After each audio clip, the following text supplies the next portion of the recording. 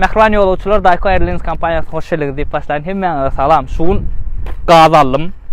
20 litrlik boçka uçuracak golyan nesip olsa şunu barlak görülü bolluğundan. Dördüsünü hem hazır baklaşka, acelini baklaşka koyacak. 4 gazam. Ondan sonra berik suya koyacağız. Pırlayaz.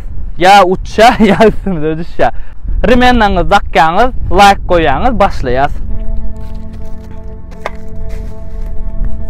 Gaz net kuşma görközü oturacak. Примерно ana şunyarak tırnağın üstüyle koyan zadı şuna iyi basyan hemme gaz gidiyor içine.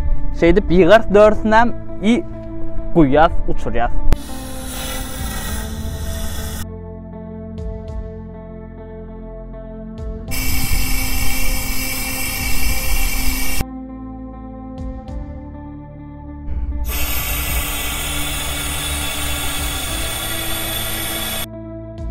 Bollu tayin gazını dördüsünden koydum. Başlayaz. Reska. Oy bile. Şu nedir?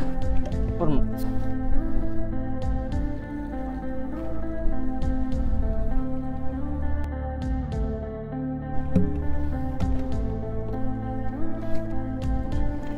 Litre.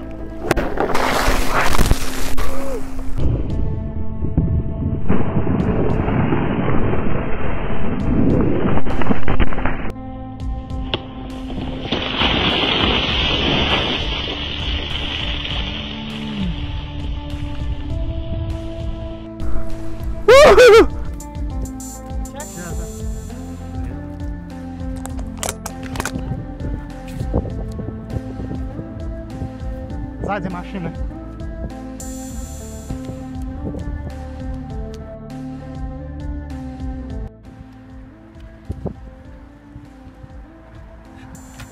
Gördüğünüz düşen yerini ana anırdan görközecek uçuran yerim. Ana uçuran yerimi ona da baklaşka karşı operator korkun sebeple uçup yere düşüşünü alıp bilmedik yönü gördünüz. Gece taşırdan 200 metre arik düştü. 200 metreden uzak olmasa az değil. Kovuştu. Go eksperiment oldu. Like, komentarı sizden kalksıkta minnen tədə videolar hemen canınız sağ olsun. Dayko Airlines'a hoş geldiniz.